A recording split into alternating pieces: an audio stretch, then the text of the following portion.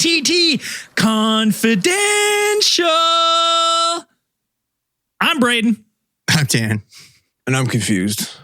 Yeah, so Zell, we you got all our can bases decide. covered now. Yeah. We're actually not sure if Zell wanted us to record this far in advance, so we're actually not sure if this is going to be Case File 255 or if it's going to be a bonus episode. But either way, this is following the theme of Spooktober.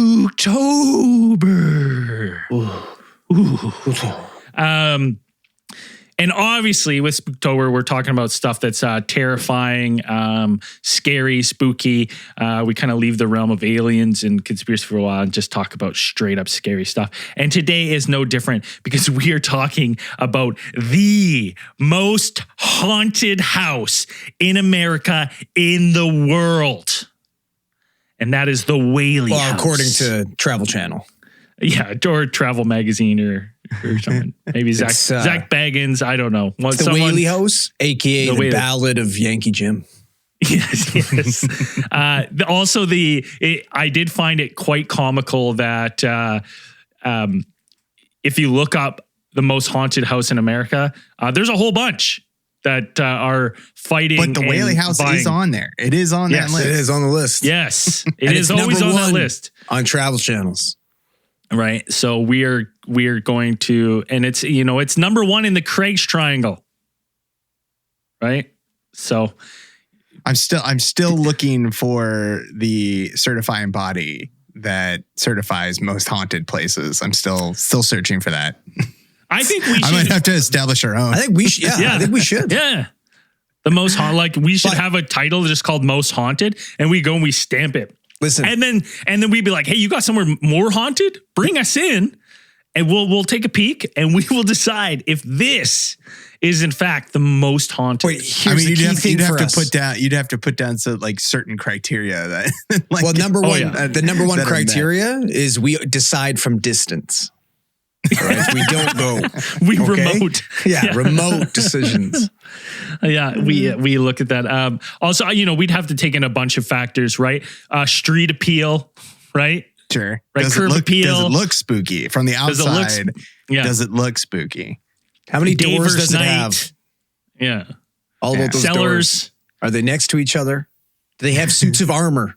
How many Native American burial grounds are underneath that property? Yeah. Any gargoyles, right? Like those kind of things. How many stairs does it take to get down into the attic? And is there only one little light bulb with a pull string? Yeah. How creaky are the floorboards, right? We'll get the recorders out there, right? If the high decibel, ooh, that's high on the creaky factor, right? And how many people have been murdered in this place? Yes. I think that's kind of the key. Of course. How much blood in liters per second do the walls come out of the walls on a regular basis, like in a day? Yeah. How much blood does the wall sweat? Yeah. How far can the poltergeist move the couches? Right. We'll track, we'll measure. Right. It's like world record. Like a measuring tape. Like it's just like cutlery, like flying out of the cupboards and stuff. How long do the pantry doors stay open? You get that one. 9 meters. Good. Wow. That's crazy. Write that down. Yeah, chalk it up. Oh, DQ over the line. Can you imagine? You got a full blown poltergeist going on. The ghosts are going nuts, and you got a bunch of like 3 dickheads standing there with like fucking little boards here, just going through, like checking things off. We come to all the houses. We come to all the haunted houses wearing those fucking stupid suits with the little judge ribbons. Yeah, like a dog show. Like it's like the shit's all flying around the room. We're splendid. Very good. Beautiful form on the couch toss. Wonderful look at that. Yes, quite. Quite righteous. I like it, dude. I think that, you know what? Fucking, this is the show we're pitching to John. Most haunted, right? There's already this is great. Most haunted. Is there? Oh, fuck. If you were gonna, if you. The Ghostly Choice Awards. That's what we'll call it. Ghostly Choice Awards. Okay, yeah. Right. It's just like you have to establish, like, just an established ranking system would be nice, and just be like, okay, what criteria does a house have to beat to be dubbed the most haunted? I did look. There's maybe like one or two other houses in the U.S. that have the title most haunted house.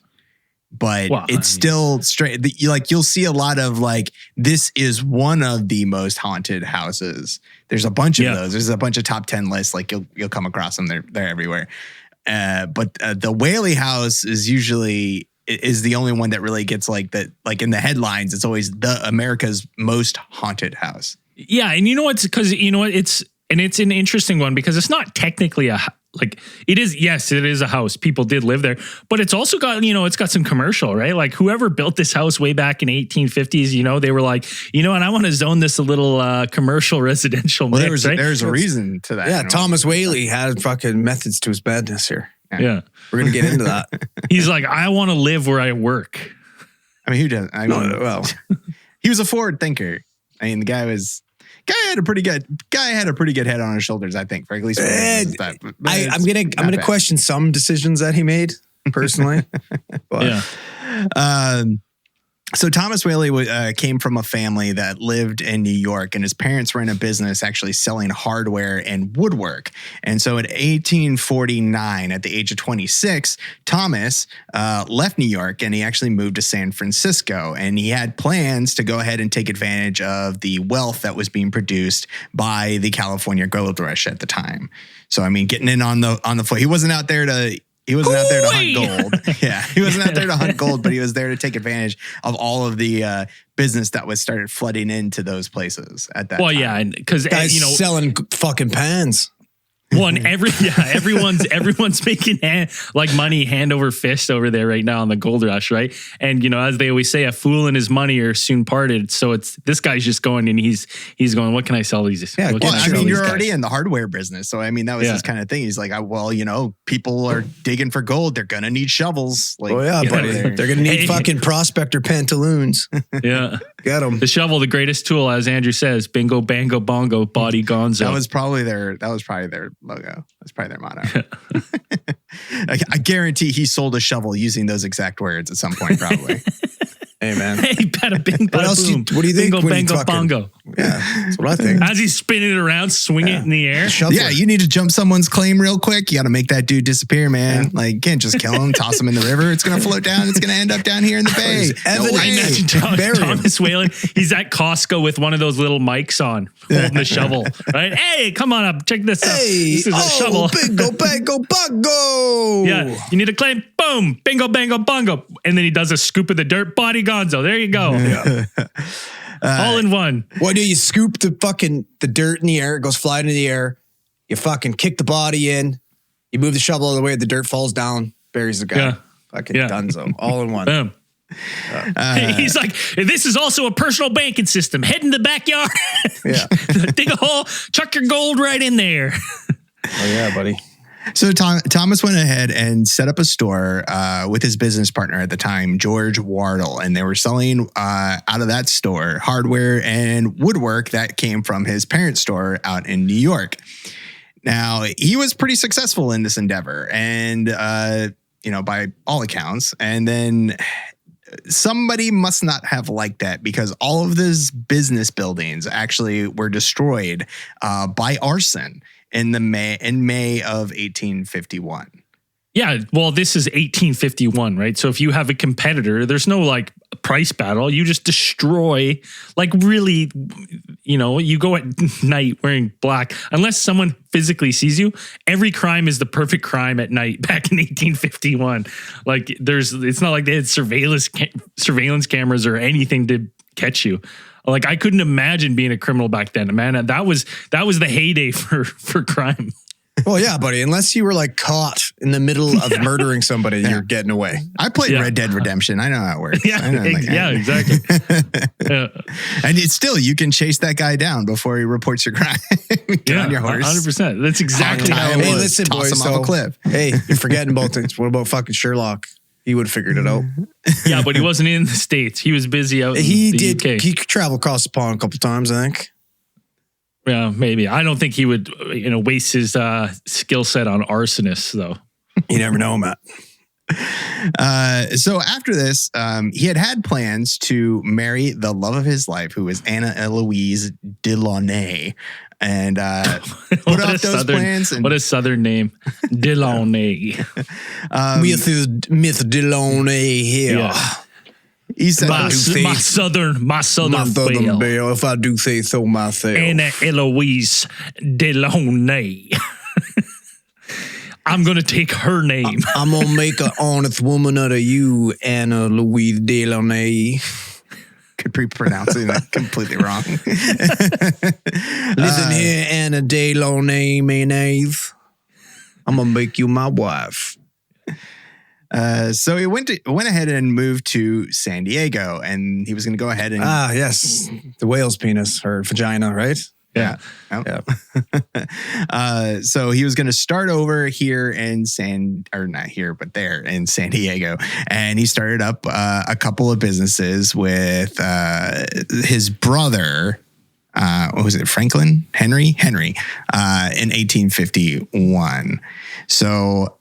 With this new start, so this is the place where the Whaley House is located at this time. It is still there. Yeah. So it is in Old Town San Diego. You can go, there's tours. We'll talk about that a little bit later. But this is where he decided that he was going to build his house. Now, before he built his house, there was nothing on the property of where the house would be built except like a couple of trees. And there was just undeveloped property. But it was in use. And the normal activity that occurred on this property were executions. Oh, yeah. You imagine this guy's like, he's checking out the property. He's like, okay, yeah, this is like this nice plot of land here. We could use this gallows here. We could use the wood to help build the fucking property, build up the house. Like fucking got to use all the materials, right? Well, and it's like, and the realtor's like, there's only been 56 hangings here. It's a steal. Can you knock 20 off the price, boys? Yeah. Is that fucking perfect? Done. Yeah. We can sell this to you right now for $13. And also the appeal for using this undeveloped property as an execution yard was apparently that it was also adjacent to or very near the town cemetery. Yeah. So as the story goes, in 1852, there was a 6-foot 4-inch man known as Yankee Jim, who apparently had been convicted, along with 2 other men, for stealing a boat. Yeah. Although they were suspected of some more serious crimes, such as murder. Now, Jim was taken to be the ringleader of this group. And so he was going ahead and convicted, and he was given the death penalty. And then, so because he was so because tall, the fucking judge was probably fucking short. He's like, all right, I know who I'm going to pin this on. It's a tall bastard. Yeah, he was probably the tallest of the group. You've got to be in charge. You have to be. Tallest one. Yeah. Guilty Not so by cool now, are you, buddy? Totally accurate way to gauge I'd say so. How tall they are. Yeah. And it's a 100% tell of culpability is how tall you are. Yeah, I'd say so. 100%. Everyone knows the taller you are, the more crime you were possibly. Well, think about it. Well, on the flip side of that, everybody knows the shorter you are, the more down to earth you are. Obviously, right? Literally. Yeah. You're a fucking better person. You're just a better person all around. We're down to earth. Yep. That's where the term comes from, down to earth. Is it not? It was meant. Yeah. So when Jim was taken to be executed, because of his height, the toes of his boots actually touched the ground, and there was not enough to actually support his weight. So because when they decided to hang him, when they released, they pulled out the board underneath his feet. He hit the ground. He pretty much it was on his tippy toes. Like he was on his tippy toes, and there was no proper force. That is, he was talking so much shit too. Yeah, he was too tall for choking. It was too tall for the drop to break his neck, right? Yeah, right. Which would which I think is like, it's not an all too common occurrence for them to break their necks, but it is something that it grants you a swifter death. If you're From what lucky. I understand though, is they actually like they created that method too. Like basically, like at some point I was reading this, they're like, listen, boys, like the way we're hanging people is way too inhumane. It's fucked up. It's terrible. We gotta at least try to break their necks first. Right. So they like invented the drop down hanging. Right. So but this is in the days of the drop down. No, like but it gave them the shot. Before they just used to like a pulley system where someone would just before they would just pull them up and let them fucking hang. Yeah, you let them just you dangle hang until dead. Like you would just that's it. There's no snapping of the neck. But so think about that though. Like they're sitting there like somebody literally like brought up like our ways of hanging is fucking barbaric. Okay, there's got to be a way we can make it better. Let's break the fucking necks first. No, that's not what happened. They're like, this spectacle takes too long. How can we make it more enjoyable for the viewer who are gathered around to watch this? How can we get more people dead quicker? They probably love to. What if they drop 5 feet and snap? The longer they like it. Right? People are getting bored with the old hanging. So they need to spice it up. Yeah. Right? The last hanging only gathered 7 people, right? Our numbers are down 50%. Listen, guys, we know it's taking too long. We're losing fucking viewership. We got this guy that's just willing to move in. He's got this brand new thing called a fucking shovel. It's unreal. Maybe he can come up with something. Thomas Whaley, probably the guy that decided to break their necks. Should have broke their neck with the shovel. First, that would have been way better. Yeah. His first idea was clubbing. So to continue the story, it's that Yankee Jim, as he was known, was sitting there hanging, suffering a terrible and painful, slow, choking death. And this specific hanging was actually attended by most of the townspeople, including Thomas Whaley, who noticed that this undeveloped lot could be the perfect place to build his house. And this is where he's looking and he's going, shit, this is a nice got a lot of potential. Yeah. All right. Okay. I can see. Yeah. Unbelievable. Boys. Like that's where this is, you say, oh, he's an entrepreneur and all this shit. This is the worst decision anyone's ever made in the history of making decisions. Like I knew there was a little, like this kind of thing happened every day. We're hanging people. It's normal back then, but come on.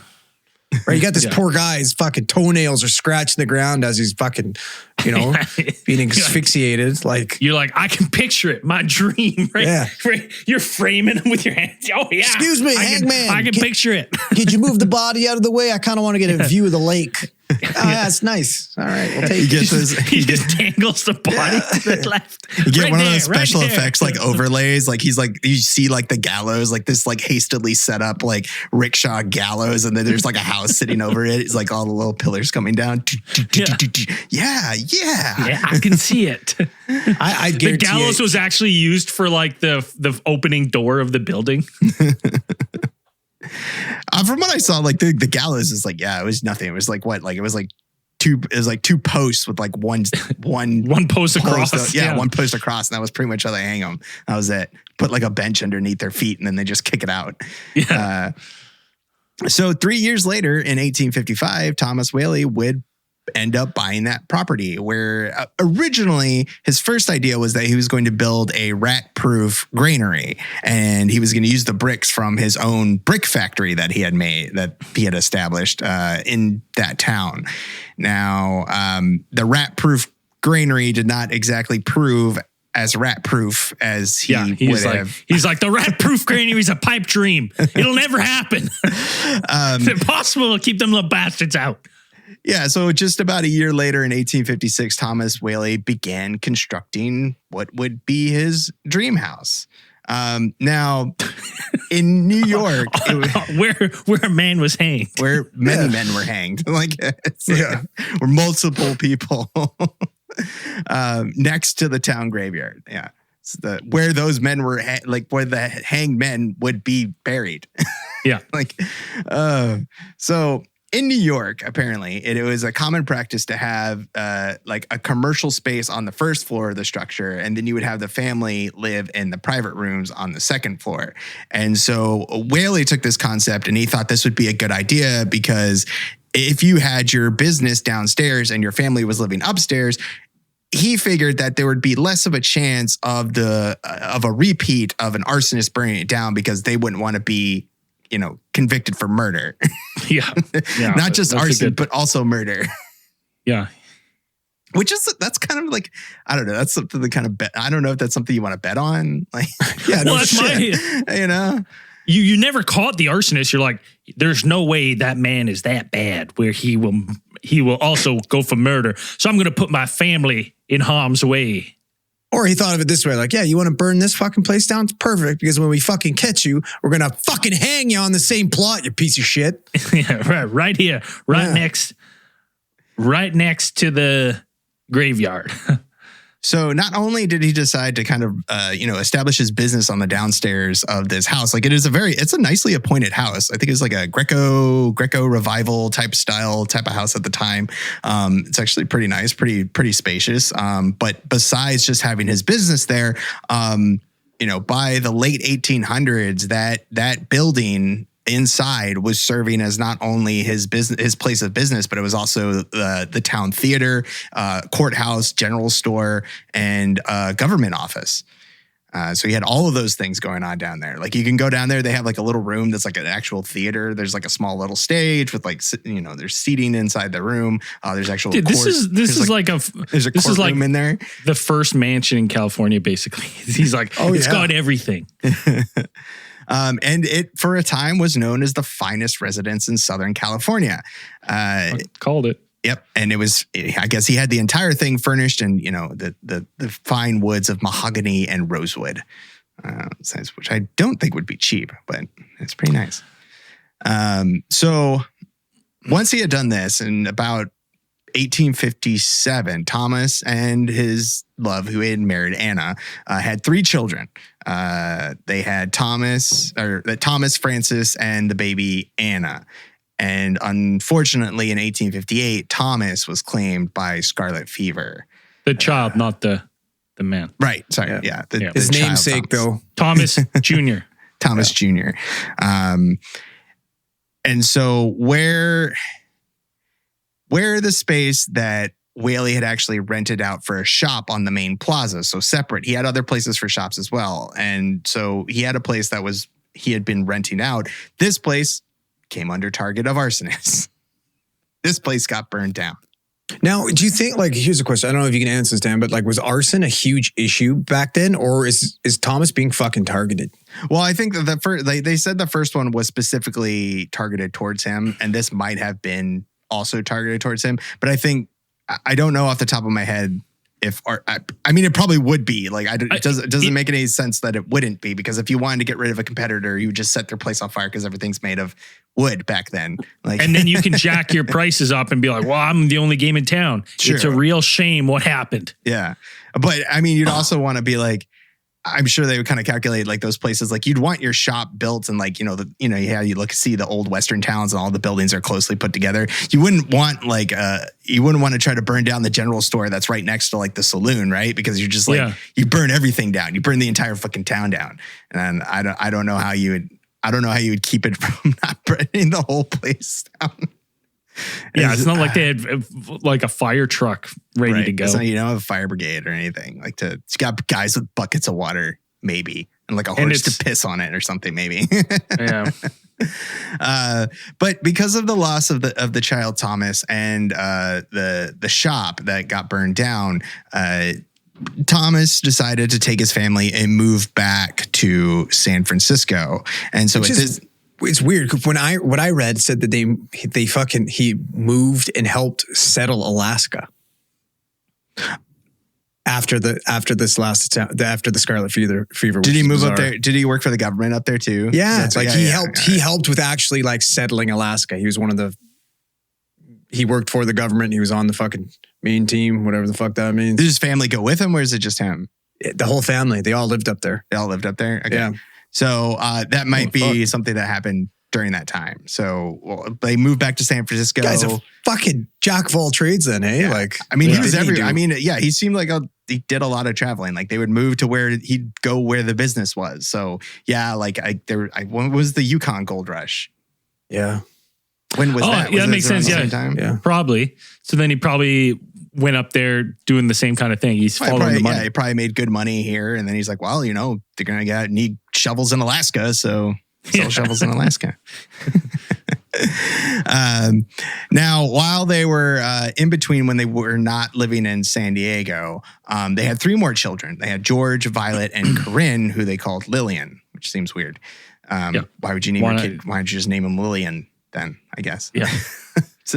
But that didn't make sense to me either. The house was formally completed, or like when it gained its final form was in 1868 is when it finished.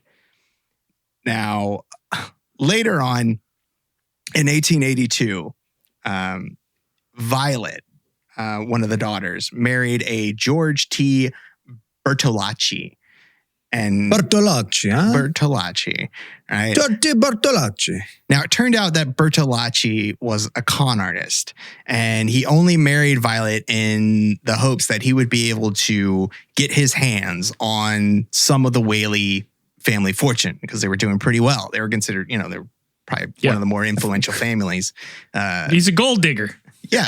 But I feel like that's just like Thomas, yeah, you gotta dump this guy. He's a greasy Italian. He's after the money. Get rid of him. Yeah, he's pure only racism back then. Probably some nice that's guy. what I got to. I'm like, who's telling this story? Yeah. Right? Who's telling? Because it's not like George is saying this. Well, he like took off apparently. Like he disappeared for like a better part of a year or something like that. Because good old Tommy boy was practicing with his shovel. Swinging for the fences in the backyard. He was hitting a dummy. I don't know, darling. He disappeared. Guy fucked off. It's greasy Italian. He's after the money. I don't know. I can't tell you what happened. But they did put in for divorce, and the divorce papers apparently took the entire procedure took almost a year to finalize. And it said that Violet never recovered from the shame of having to be divorced and being, you know, she's now a gay. Yeah. Well, just divorce didn't happen back then. Yeah, it was just something it just like wasn't that. a thing. It was a huge, you know, she became like a town pariah of some type, whatever. You recover from the shame almost instantly now. Some say you almost feel better. Just walking out of the courthouse. Sometimes it's almost an improvement. Yeah. Oh yeah. Yeah. It's People totally. I'm glad we've changed the what is it called? That aspect, the stigma. Yeah, cleared that up because it's a real positive thing. I would say so. So unfortunately for Violet, back then it was not a quick recovery, because she ended up in 1885 taking her own life at 22. Ah, sad, man. Apparently she locked herself in the privy and shot herself in the chest. Yeah, and she didn't die right away. And horrible way to die. Thomas brought her back in the house. Yeah. And then she died on the table. She died on the table shortly after. So she obviously it wasn't a kill shot, so she would have suffered to the end. That's sad. Terrible way to go. And so apparently, and her other sister, Corinne, was actually engaged to be married at the time of Violet's death. But her fiance broke off the marriage due to the scandal that the suicide had caused. And well, those are two big no-nos back there that bring much shame, I imagine, is divorce and suicide. So with these two, I mean, if you count them, if you're keeping count of the family misfortunes of the Whaleys, you have the young child Thomas, scarlet fever, claimed by scarlet fever, and you have Violet, who was who died by suicide. Died by suicide, and so.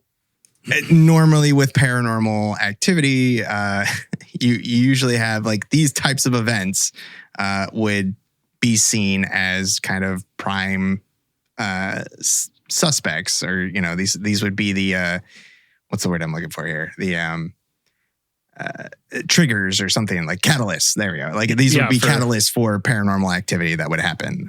You know, whether they're spirits, you know, young child spirits who die, usually being attached to the places that they live, and having a large tragedy like Violet's, and, you know, a prolonged, like going through divorce for a year back then must have been hell, and then plus, you know, going into the deep depression that brought, and then her committing suicide. Those two things you could probably chalk up to being what would cause perhaps a paranormal episode. Well, I like it's I other than being wealthy, it sounds like this family's had nothing but bad luck. And you look at like maybe they were already cursed to begin with. Like maybe Thomas did something, in his life that, maybe he made a couple shady deals or something like that, because like these random arson attacks and shit like that, like that's fucking, unless we're missing something and this was like a rampant issue where, you fucking guy next to me is opening up a fucking, a hat store, so I got to torch it. Like that's just what we do here. Right? Yeah. Like it literally feels like something's like somebody's following him and going after him. I'm going to open up my hat store across the street from your hat store. The hell you are. Yeah, I'm going to burn your shit to the ground. It's crazy. Well, I guarantee you it's like grand opening for one hat store is the same day the other one burns down. You're like, yeah. Wasn't there just a hat store across the street? I need a refill of coffee, boys. Yeah, let's take a quick coffee break. We'll be right back, and I'll give you guys my theory on why I think Thomas Whalen shot his daughter in the chest. We'll be right back. Okay. And we're back. I kind of thought one of the thinkings I had was I was like, and I mean, we know Violet took her own life, and as tragic as it is, I thought it was kind of weird that, the account of the suicide is only by Thomas Whalen. I just thought, it's kind of weird. Like you would go if you're trying to kill yourself, go for a chest shot. And I don't know why, but like, it's because it seems like it wouldn't, I don't know, didn't add up to me. And then when I'm looking at this guy and all the shady stuff he's kind of into and all these business dealings, she shot herself in the heart to signify a broken heart, but she missed her heart. Yeah. Or what I kind of thought was that maybe, she had brought so much shame to the Whalen family by dating this guy he didn't want her to date, that he killed her. Right? Because then I was thinking of why you would have this ghost later on be so upset in the area. Right? And I thought maybe that could be a hypothetical. I don't know. Yeah, there are a variety of ghosts. Mm-hmm. Right? But she died of a broken heart anyways. That's enough and then they brought her back in the house. Yeah. Right? And well, she also, died there. A lot of the reports of the ghost in the house, some people say is the mother, right? And why would the mother be hanging around if, and then I kind of thought, you could go two routes. She's upset because her daughter was murdered, or she's that upset that her daughter took her own life. Well, like I wonder if the whole family is cursed and that's part of their curse. They're going to stay in like that purgatory, right? Yeah. Instead of moving on. And that's why they're stuck. They're like fucking locked to this house. Well, it might be something about the house itself, if it's to be believed that even before all of the tragedy happened, apparently the Whaleys had told the local newspaper that they were actually experiencing poltergeist activity and that they believed that it was the ghost of the one James Yankee Jim Robertson. Well, and I think they were just saying him because Thomas Whalen had witnessed him die, watched him die on the exact spot where they built the house. So how many other people were there and had been killed before, he doesn't know. So I think it just makes sense to attribute it to the one But this ghost was actually also exceptionally tall. Yeah. And big, heavy footsteps is what they were describing. So from these, also with the heavy footsteps that they heard that they would attribute, like it must have been like a very, should have been a very tall man, long strides. There were apparently accounts of passerbys that would go by the Whaley House and they would claim that they would see apparitions in the home's windows from the streets. And even during the house's later periods of restoration, they would have workers and people who would come to visit have claimed hearing strange and unexplained sounds. I just think it was Thomas Whalen. He's sitting in the middle of the living room with like strings and pulleys with cardboard cutouts around the windows. Home Alone so the style. arson, because all the arsonists, right? So it looked like someone was always looking out the window. It's old security system back in the day. So to this day, it's usually considered that there are about it is considered the U.S. is the most haunted house in the United States in the world. States. In the world. What? What? It's in the United States in the world. Yes. Okay. Dust and spookiest place in all of the world. Certified by the Ghost Choice Awards. I'm saying technically, the most maybe haunted only in house. San Diego. It can't be the most fine. haunted place because you have the most haunted hauntedest house in all of the world. Right, haunted house. But I'm saying there's like castles. It's hauntedest house. Yes, Yeah. It's the 2022 Ghost Choice Awards Most Haunted House. You heard it here, certified. Yeah, we gotta get a stamp made.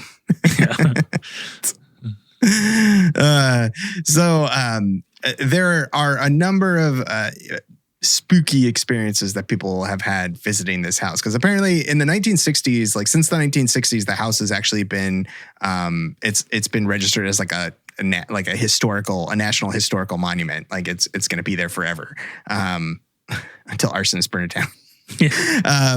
But since then, I believe like the numbers of visitors that go through there every year is usually around like 80 to 100,000 a year. Yeah, it's crazy. And people it's a tourist attraction. I mean, it's right smack dab in the middle of Old Town San Diego. So there's a bunch of stuff down there. You want to visit and see what San Diego kind of looked like during the gold rush period and stuff like that. But it's been restored.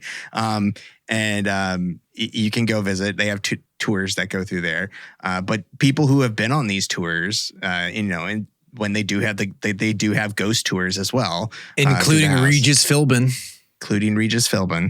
Yeah, he's probably the most famous person who's had a sighting of an apparition inside this house. He claims some people aren't sure if it was the lady, if it was Violet, they're not sure. But she was wearing green, so I'm assuming it was Lady Day Mayonnaise. What was her name again?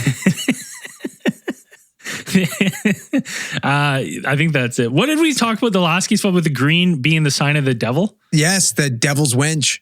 Right?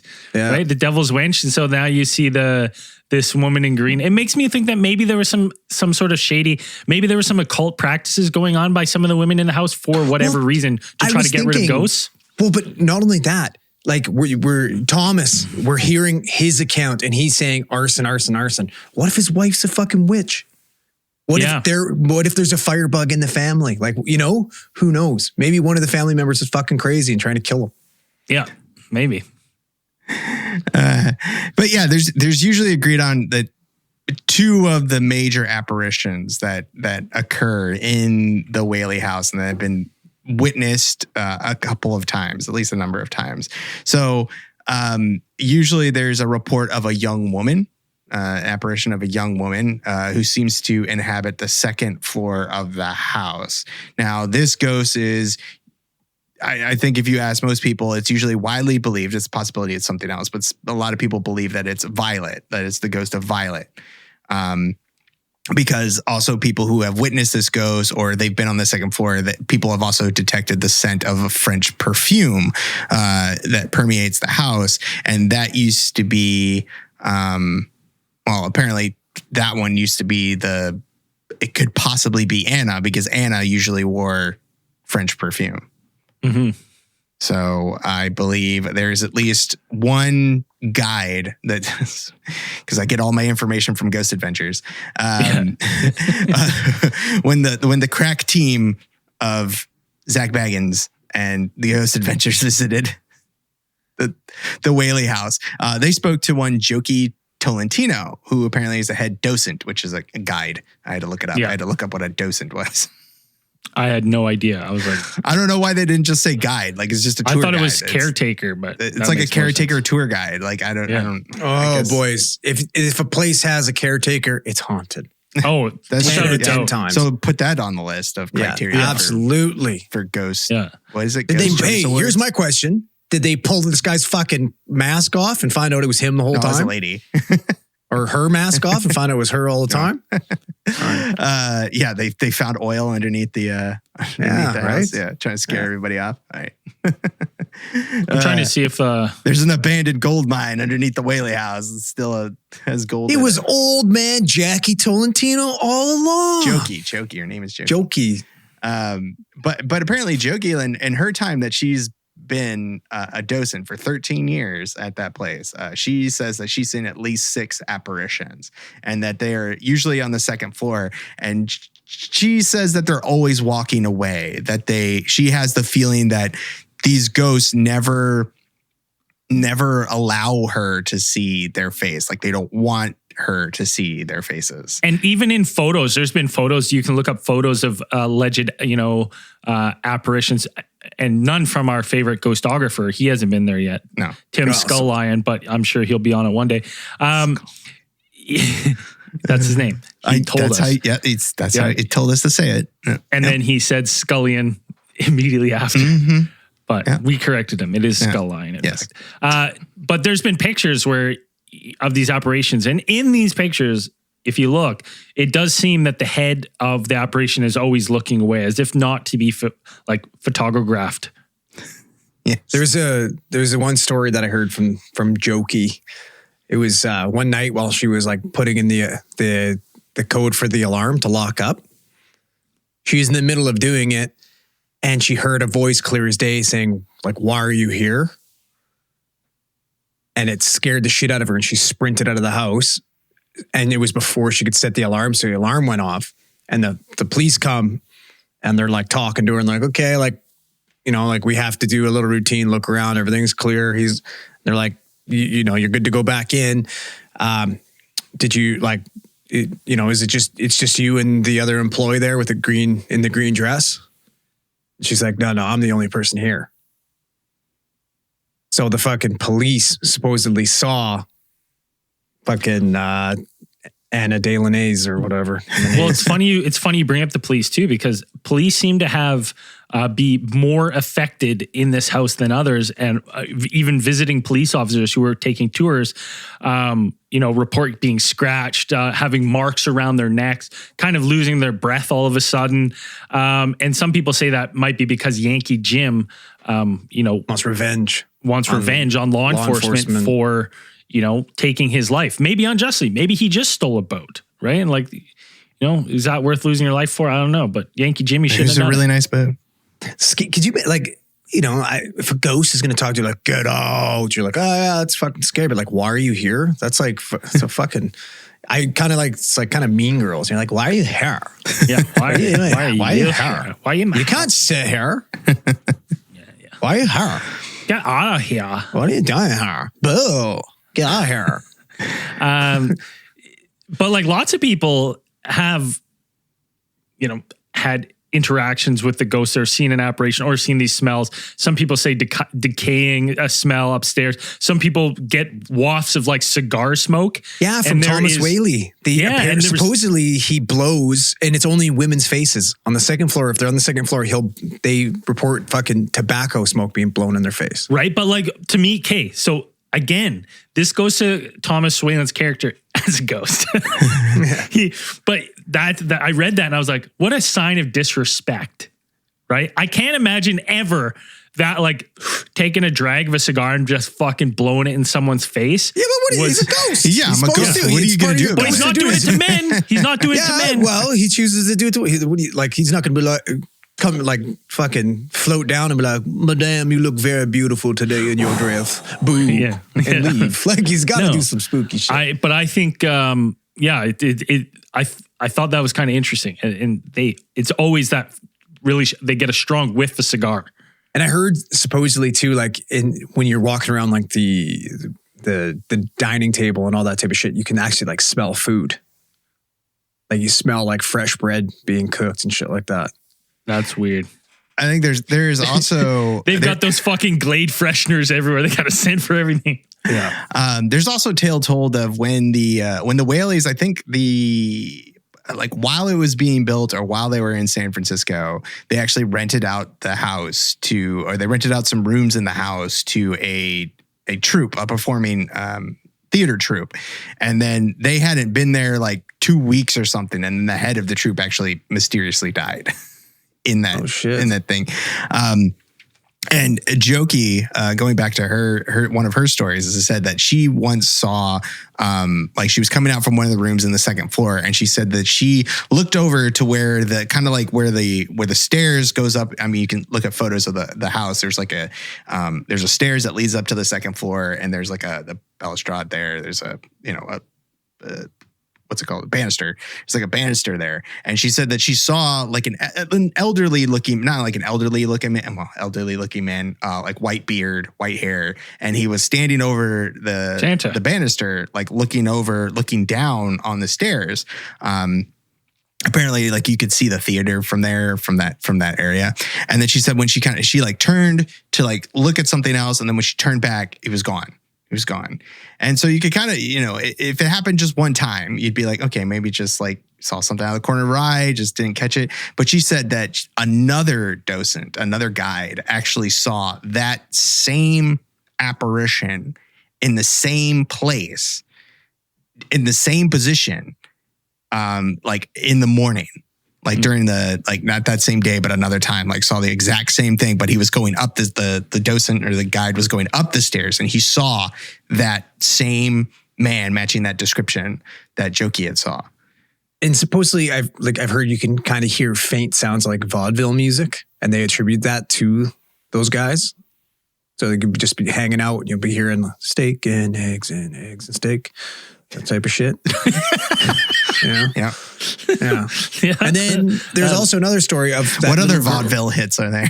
That's the biggest one. But there's that little girl that broke her neck out while she was playing outside, and then they brought her into the Whaley House, and she ended up dying in the house. So they say that you see her running around the house every once in a while, and then obviously because of like Thomas, who died of scarlet fever, you can hear baby crying. Right. Yeah. There's people have reported hearing sound like small footsteps like, that you would hear from a child, like running around. Child footsteps running around upstairs. Those are small. I lived below a couple toddlers. It was like house hippos upstairs. Like, and then you'd hear a bale, like a fucking sack of potatoes just fell on the floor, and you're like, oh, you tripped. By a blood curdling scream. Yeah. It's fucking great. So stuff like that, like the child breaking her neck, and it perhaps being led to be an apparition, that leads me more to believe in the idea that it's something about the land, it's something about the place, not as opposed to the family being cursed. If it's maybe one of the family members tripped the kid. Yeah. Right. Yes, sure.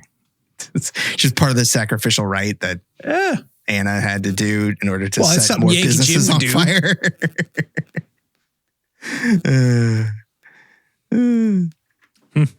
I mean, possibility. You can still go. So if you've been in the San Diego area and you've been to this house, let us know if you've had a creepy experience, something spooky there. Or if you're planning to go, make sure to take pictures and let us know you've gone, because we want to know. I would love to go to the area looks nice. The 2022 most haunted house chosen by the ghost. I'm going to make a shirt that just says Ghost Choice Awards Judge that we can sell to people. Right? And then if you wear that shirt to a haunted place, then you can, based on our podcast, you can certify it yourself. We'll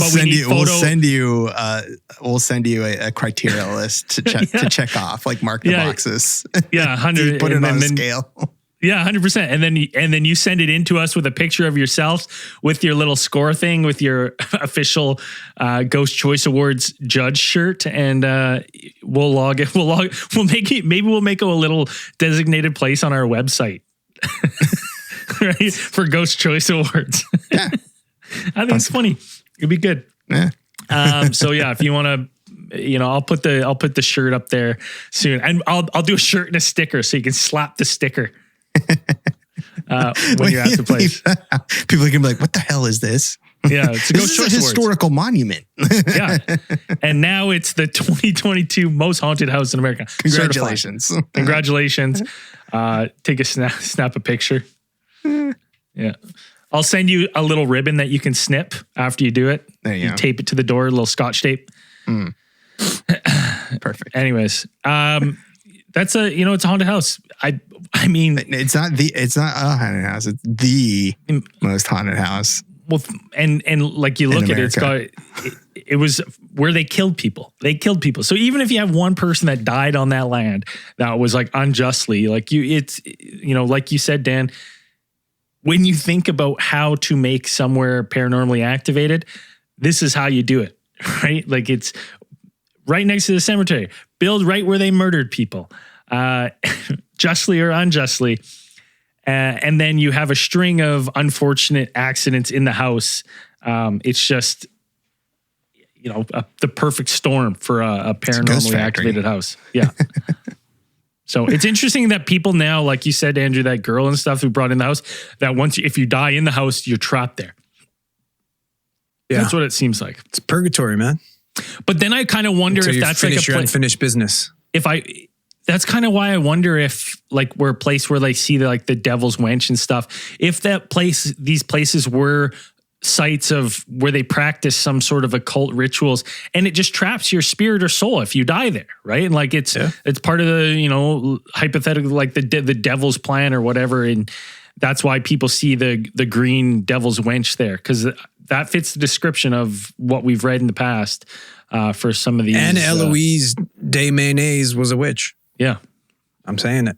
Possibly. She opened a gateway to hell. Hey, anyways. That's why everything keeps burning down. If you're going, let us know. And I actually don't know how to end this because we don't know if this is going to be a case file or not. So keep those eyes on the skies. Peace, everybody.